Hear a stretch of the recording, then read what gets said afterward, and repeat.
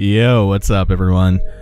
My voice has been so hoarse from all the Evo hype that I had to take a week before I could do this travel log.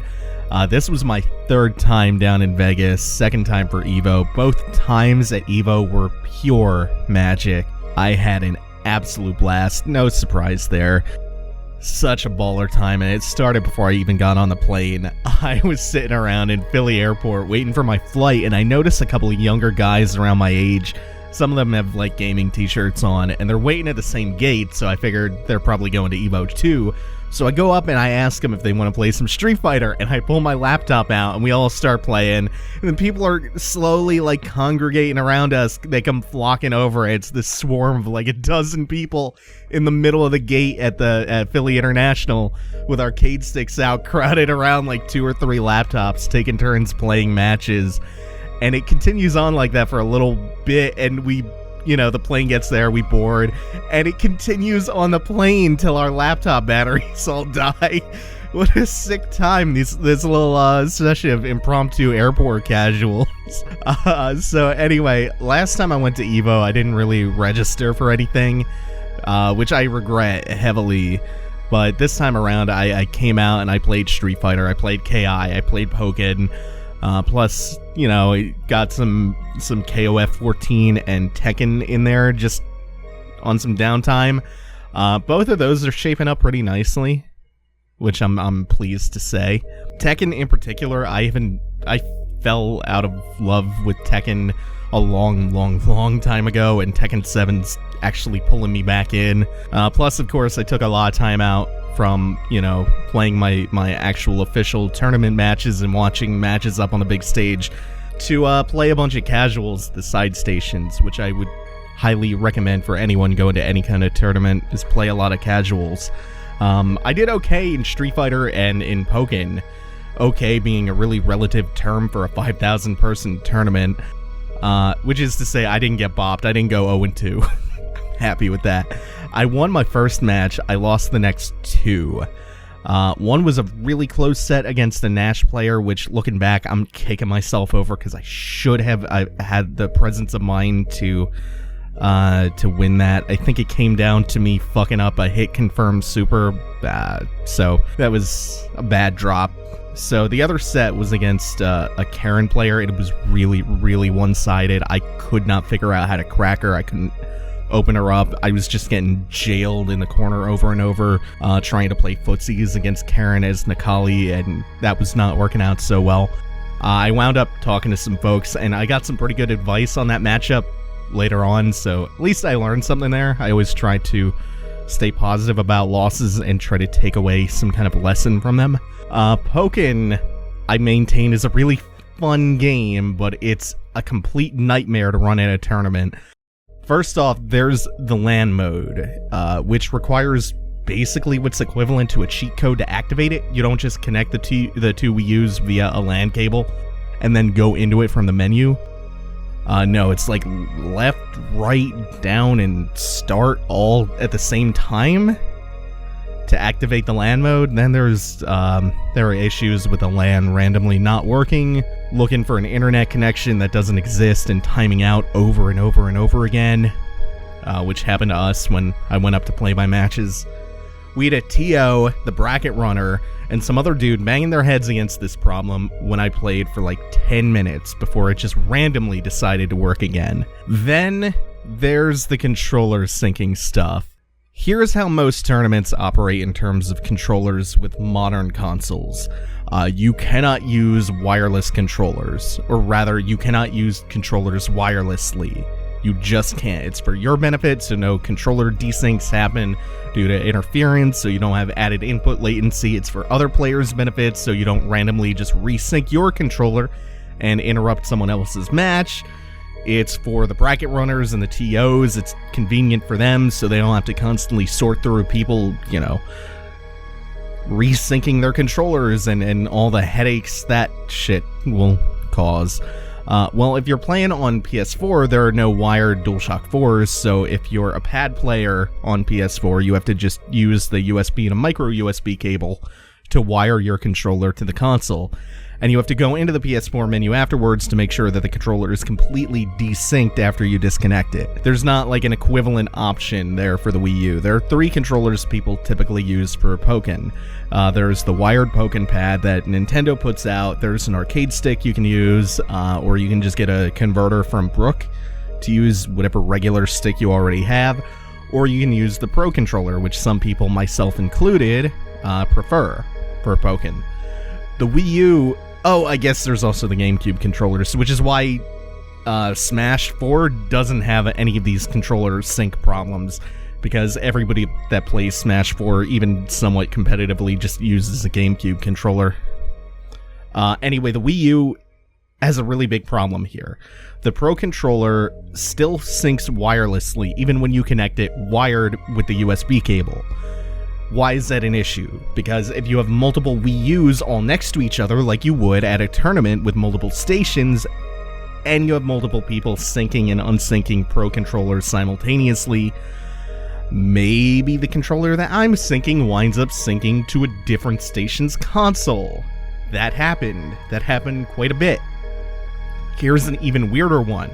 I synced my controller to my station, and somehow someone else's simultaneously. Somehow. I could go to the home screen and had control of the cursor on the home screen on my station's console, but no control in-game. But I did have in-game control of the station across from me at the same time. It was so bizarre.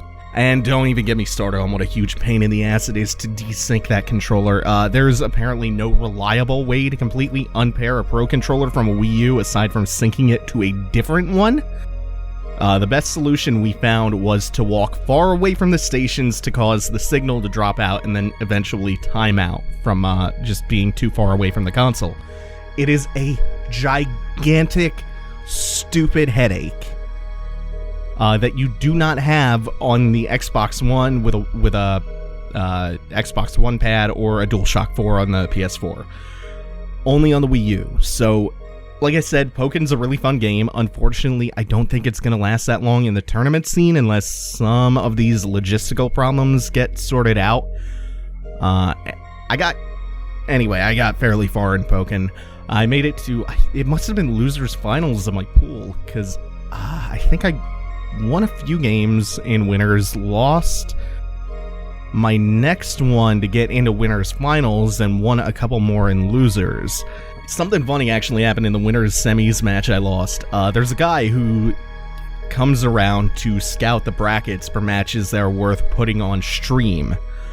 Winners finals of the pool is an obvious one he's going to look out for, because if 2 people made it that far in their pools, it's probably a safe bet that they'll have a match worth streaming. So the guy comes over to our station and tells us to follow him over because we're going to play on stream. Cool. Which I did think was odd, though, because I had just lost. We're making conversation on the way over, though, and he's like, how's your day been so far? I'm like, nah, not too much to complain about. He's like, is something wrong? And I tell him that I'm still a little bit bummed out because earlier in the morning I went 1-2 in Street Fighter, and I'm out of that. He's like, well, at least you made it to winners finals of your pool here, so... I go, wait a minute, hold on, that's wrong, I just lost. So, we go back. The dude running the bracket had it backwards. He thought I had won my match in winners semifinals, and had that backwards, so the guy that just beat me, man, it's a good thing we caught that mistake just in, like, idle small talk, because the guy who beat me, that would have caused chaos with the whole bracket. That would have been really bad. So after that, I went back, played the remainder of my matches, and like I said, I think I must have lost in losers finals of the pool, which it really isn't half bad.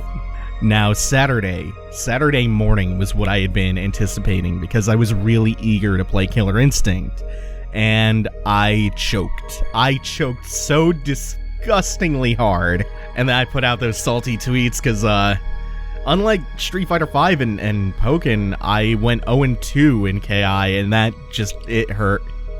After all of the matches at CEO and all of the casuals I've been playing tournaments, and the Friday before, I thought I had overcome my tournament nerves enough to at least perform respectably in KI. It would definitely be naive to say, oh, 2 tournaments, I'm totally over those tournament nerves. They're so pervasive and ubiquitous. Like, everybody gets tournament nerves. It's a pervasive thing. And I'm still really wet behind the ears. One thing that I didn't really expect was for the nerves to hit me as bad as they did. Because I go over in my head and I'm not worried about, you know, the crowd and the onlookers. I'm not worried about getting heckled. I love public speaking, so I figured that would kind of smooth over some of the nervousness. So pinpointing why I get those tournament nerves to the degree I do, that's kind of the frustrating part. And really all it comes down to is I just need to show up in more tournaments. I need to show up in more locals. I just need to play more. I need to just push past that mental block. It's totally like an exposure / experience kind of thing. I choked disgustingly hard against an Orchid player who I think was also relatively new to the game, and I honestly should have beaten pretty easily, but shit happens. You can't do that much about it except just show up and play and just keep pushing past. The next match that I went into, I was a little bit less nervous by then, but I bumped into a much better player with a really solid Glacius, who I was struggling to open up. Same kind of deal as what happened in the loser side of Street Fighter V when I went up against that Karen player. Just going back through the match in my head, I think I could have played it a little bit more patiently than I did, but that particular loss was really valuable as a learning experience for me because they helped me pinpoint a couple of really big holes in my neutral game as Sasako, and I went back, played a lot of casuals later on, and started picking better buttons, better ranges, better situations to throw those buttons out in, figuring out her neutral game a lot better as opposed to just going crazy rushdown with her. I tend to be pretty rushdown oriented with Hisako, and it's a super valid way to play her, but I kind of ignored a lot of fundamentals when I picked her up, and I don't think I learned her neutral game properly until just very, very recently. So honestly, just those couple of matches, those couple of losses, I think have led to some really, really big improvements, and I feel like my Hisako is a lot scarier now. So that was my Evo as a competitor. I want to keep going to locals and tournaments, getting that experience, really just finding more people to play all these games I love with. You know, I've been playing fighting games since I was really young. I grew up playing Super Turbo with my brother, Tekken with my cousins, Marvel 2, Third Strike. Been a gigantic fan of Third Strike. Is one of the best games that's ever existed since Third Strike came out. But it's not until recently that I've been, you know, going to tournaments, starting with just CEO this year. And I've been a stream monster for a super long time, but for some reason, I just never really had the drive to compete at tournaments until recently. That itch has just recently started to grow on me. And I want to keep doing it and getting more experience and just, you know. Anyway, to go back to just as a spectator, the Evo spectator experience, Jesus Christ, there were so many hype matches. Unfortunately, by the time I was done with the Killer Instinct pools, the Tekken Top 8 was already over, and I heard really good things about that. I caught a couple of matches here and there, just from the distance. It is Tekken 7, like I said, it looks like it's shaping up pretty nicely. And of course, there was like a mind-blowing amount of really good Street Fighter V matches, even early on Saturday. Momochi brought a couple of his child proteges with him. I remember there's this one kid, Haku, I think? This sick 14-year-old Bison player. Arturo had some insane clutch moments against Momochi with this Gray Life chip damage win that he got from Dawson's V-Trigger. It gave him the win when it went to a timeout. It was really, really hype. PR Rog had like the dopest double KO finish to beat Bonchan. So I think he was up 1 round in the final game. So they were tied 1-1. He was on match point, match round, and he ate a super from Nash that brought him down to just a magic pixel. And then they traded jabs, I think, and the double KO gave them both a round. So that means PR Rog won the set, because I gave him the round he needed to win. It was so awesome. It was fucking nuts. L.I. Joe beat Kazunoko as the last Street Fighter V match on Saturday night, and it was to qualify for top 8 on Sunday at Mandalay Bay, and it was ridiculous. Like, Yipes rushed the stage to hug him like he had just won the whole thing. It was a really poignant moment. Then there were Smash 4 Grand Finals on Saturday after Tekken, and boy, is that shaping up really nicely in tournaments. There was a lot of surprising character variety, which I'm not as used to because of Melee, where it tends to be kind of stagnant with which characters you see often in top 8. I was gonna leave and grab lunch, but I saw there was a Mega Man player, and this dude just kept winning and made it to Grand Finals. So that was part 1 of me losing my voice that weekend, was cheering for him and screaming, "Super Fighting Robot!" every time he won. Really happy I stuck around, too, because those matches were really good, Mega Man player aside. Never got too into watching Melee, but I was just really vibing with Smash 4. Then KI Top 8 was also on Saturday. I kind of wish it was at Mandalay Bay at the arena on Sunday, but I mean, it's understandable. And KI, of course, always delivers the insane finals with a lot of character variety, too. So, in pools, there was this kid named Runex. He's an Omen player, and he eliminated one of the favorites to win the tournament, Rico Suave, to make top 8. And he did it with Omen's command grab that gives you, that causes the opponent to take 100% potential damage, 100% white life. And he followed that up by doing a small combo with a cash out for 80% of his life. And it happened off stream too, so I don't think anyone saw it. Someone probably recorded it on their phone, but I just saw that Keats tweeted about it. There were 15 characters, maybe a little bit less, maybe a little bit more, represented in top 8 of KI. Runix bust out his Omen, of course, and was looking really sick for a little while. There was actually a few different Pocket Hisakos, I think 2 different people. Paul B was one, I can't remember. I think there was someone else who busted out Hisako. There was a hype Gargos counterpick in Grand Finals. Grand Finals came down to Base and his amazing Spinal Rushdown, and Sleep, who was always repping some slept-on character.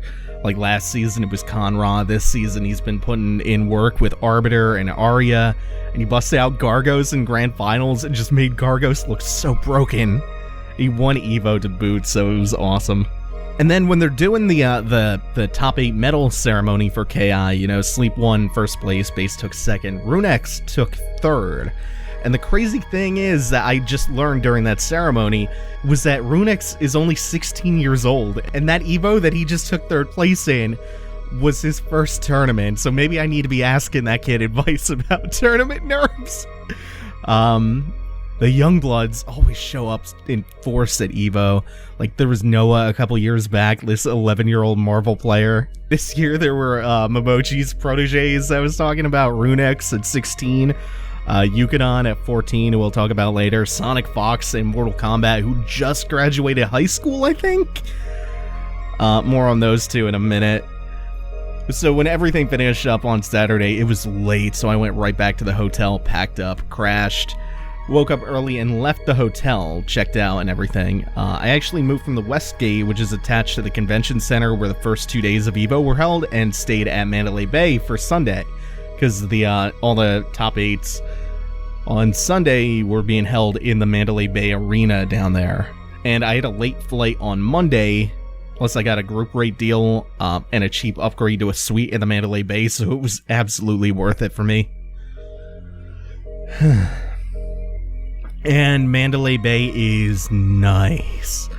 The ground floor is the typical kind of gaudiness and excess, and the casinos and the fucking cigarette smoke everywhere, and slot machines and shit you'd expect from Vegas. But then you get like the mall inside, the aquarium, the nightclub, the beach with its wave pool and lazy river and swim up bar and casino and stuff. And the suite I paid $110 for that night, and it was an astonishing room. Really happy with that. Oh my god, it's the nicest room that I've ever stayed in, with this beautiful, gorgeous view looking down over the Sphinx and looking out over the whole strip. It's so nice. So nice. Plus, like, I had the best night of sleep that I've ever had in that room. it's excellent. And all of the top 8 Sunday were in the Mandalay Bay Arena. The only thing that sucked was that Mortal Kombat got pushed back to like this 8 a.m. death slot. It got pushed back 2 hours from... it was originally scheduled to start at 10 a.m., but they pushed it back 2 hours because they wanted to give Melee an extra long chunk of time, because Melee finals have a habit of running stupidly long, and they needed to make sure Street Fighter V started on time because it was on ESPN2. So Mortal Kombat kind of got shafted. Marvel and Guilty Gear to a lesser extent, they still started at reasonable hours, I think. But MK at 8 a.m. belies how absolutely nuts the grand finals for MK were. They were fire. They were fire. Sonic Fox made it to grand finals. Winner side, surprise, surprise. And a dude named Tekken Master, ironically, came out of nowhere to make it to grand finals in Mortal Kombat X. And it starts off with Sonic Fox's Cassie Cage, which is still amazing, don't get me wrong, but it's kind of like his secondary pocket character, and Tekken Master's Devora. Sonic Fox takes game 1, and it looks like, no big surprise, Sonic Fox is going to convincingly win another tournament. The dude is out of his mind good at MK, at NetherRealm Games in particular. Tekken Master switches to War God Kotal Khan, my boy. Not only is his Kotal Khan crisp, Sonic Fox actually looks kind of unfamiliar with some of Kotal's pressure options, especially those air grab block strings. Tekken Master wins 3 games in a row and resets the bracket even after Sonic Fox switches to Aaron Black, his main character. Tekken Master still has to win another set because it's double elimination. He was coming from the lower bracket. So he starts off winning game 1. He's now won 4 games in a row after switching to Kotal Khan. So a Kotal Khan player is in grand finals getting ready to upset Sonic Fox at a national, at EVO, nonetheless. So it's getting insane at like 9 a.m. or 10 a.m., whatever it was, when grand finals finally got started. And people like are still filling in. There's still a lot of empty seats in the Mandalay Bay Arena, but it's just getting so electric in there already. This upset looks so real. It looks like it's right on the horizon. So he wins 4 games in a row, resets the bracket, wins his first game in the reset bracket, and is up 1-0 over Sonic Fox, and he looks visibly frustrated at this point. Like, he has never looked concerned like this before. He wears this blue fox-eared hat. He takes his headphones off between games, starts furrowing his brow, rubbing his temples, scratching his head, takes it off, and the crowd goes mental. Like he's taken off weighted training clothes, and he looks so flustered at this point. He wins his next game to tie it up 1-1, and he looks completely relieved. Wins the game after that to go up 2-1 and finally takes back a lead. Tekken Master wins game 4, and it is tied 2-2 in the reset bracket of grand finals. Both of them are now at tournament point. Sonic Fox switches to his alien, which he's just been keeping back there in his pocket the whole time, trying not to switch to it, maybe out of pride, I don't know. He takes the final game, but he was sweating. He was bleeding. It was bananas. Seeing him get pushed to his limits like that was hype. Next up was Marvel. And the meta for Marvel 3 has gotten to a really interesting place where there's so much character variety now.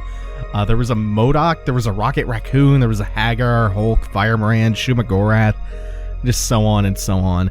So many characters and different teams repped there, like no Zero May Cry, no Zero period in top 8, which is nuts. No Phoenix, there were only 2 Virgils, and like aside from character variety, what are you gonna say about Marvel top 8? Marvel is always Marvel, which means it's always off the hook. Chris G finally got his Marvel 3 win at EVO after 6 years of being denied it. And then actual thuggery takes place as a shirtless dude rushes the stage and challenges Chris G to a money match, only to get bum-rushed by police and escorted out of the arena. And then Guilty Gear Top 8 came on. It's a fun watch. I like Guilty Gear, but I wasn't as into everything that was going on there. And then I left during Melee to go get food and relax a little bit, see some sights, hit the Mandalay Bay Beach up during Melee because I had no real interest in that. Did some swim up blackjack and actually won a little bit of money. And I caught the very end of Melee when I came back into the arena a couple hours later. And it apparently not only ran pretty quick for Melee, but the grand finals were supposedly pretty fucking great to boot. And then Street Fighter happened. Jesus almighty. The arena was so packed, it was electric, especially when Joe was playing, because he was the only American to qualify for Top 8, so just this 12,000 person strong home field chanting, oh man. And his dad apparently flew to Vegas overnight when Joe qualified the previous night to see his son play in this huge arena on ESPN2. It was really touching. His first match was a really tight set against a Ken player named Ada, well-known Japanese player, and he was the player who eliminated Tokido, which is huge because Tokido has been second only to Infiltration at Majors lately, and he even beat Infiltration a few weeks ago at CEO.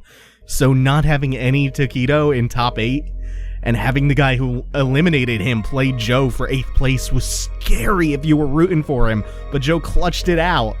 And then cue part 2 of me losing my voice and the entire crowd going nuclear, screaming ourselves dizzy. Aside from that, we had a lot of Nash mirrors, a lot of Chun-Li, which isn't to throw shade on the quality of the matches because they were all insanely high level and really, really entertaining. But it just not a lot of character variety in that particular Top 8. The way things shook out. But we had Yukon, who was a dark horse pick to win it all because he was the person who Tokido trained with to get ready for Infiltration, so people were thinking that maybe this 14-year-old prodigious Nash player might take it all. Wound up losing to Infiltration convincingly up on winner's side, and then tore it up until losers finals. He was the one who eliminated Joe to make it there. They actually had a really close match, and then Infiltration played Fudo in winners finals, and Fudo's Mika, our Mika, beat Infiltration, who has looked nearly untouchable save for the loss to Tokido at CEO. So Infiltration ran it back against Yukon in losers finals, and it was a lot closer that time. There were moments where it legitimately looked like Infiltration might get eliminated in loser's side, but he still won to make it back to grand finals. And there were moments where it looked like Fudo was gonna win, like Infiltration was just looking pretty vulnerable there for a while, and he managed to adapt. He reset the bracket eventually, still had some vulnerable moments, followed by getting like 3 or 4 perfects in a row, and eventually clutched a win out. So it was still really cool to see Amika in grand finals. Those matches were fantastic, watching Infiltration adapt and learn on the fly and make those changes necessary to pull it back. God, such high level stuff. Also nice to not see like a Nash mirror in grand finals. Nice to see that at least grand finals had some underrepresented characters or character in it. Nash is not underrepresented at all. But yeah, Mika, let's go. There was a lot of that this weekend. Like, what character made grand finals? Arbiter, Gargos, Mega Man, Kotal Khan, like Armika? Really? Cool. Lots of underrepresented characters getting some shine up in top 8s. Then Infiltration's post-game interview, which again was on ESPN2. Perfect. 2 words. Download complete. Just what an electrifying weekend. Totally deliriously great.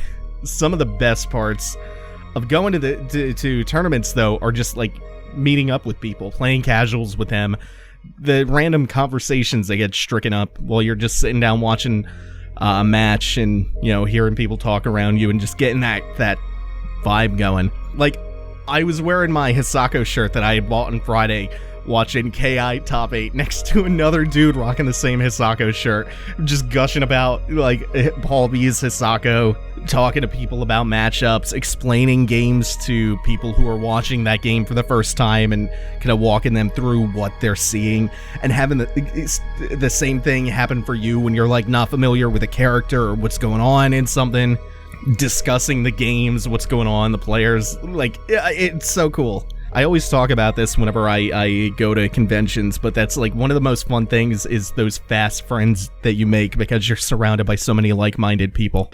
So Evo wrapped up Sunday, and I had got there a day early and I left a day late on a really late night flight on Monday. So I did a bunch of touristy stuff that while I was there to, you know, got a chance to take a bunch of photos of things around the city.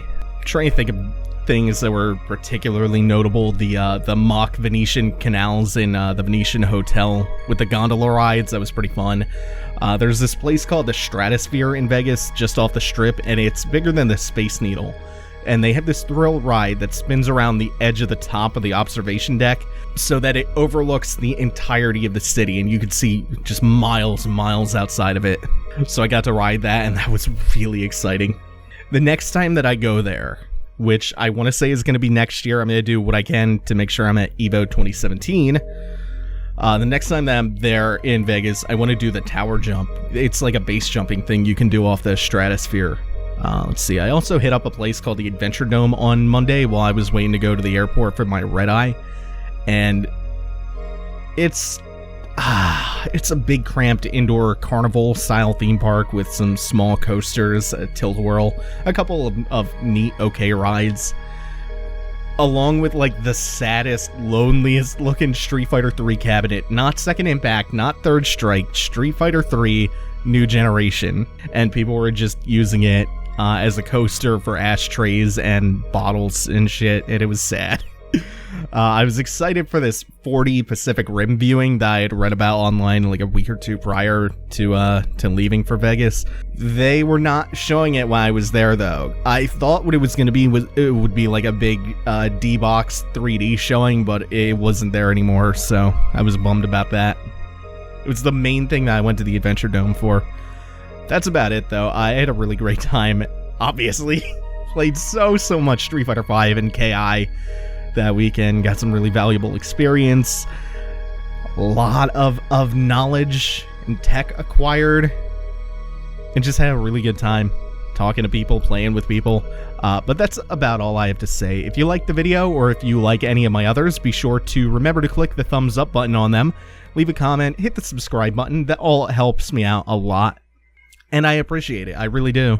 And check me out on Twitch and on Twitter. You'll find links to both of those in the description below in this video. Thanks for watching. Or rather, thanks for listening, everyone. Take it easy. Have a good one.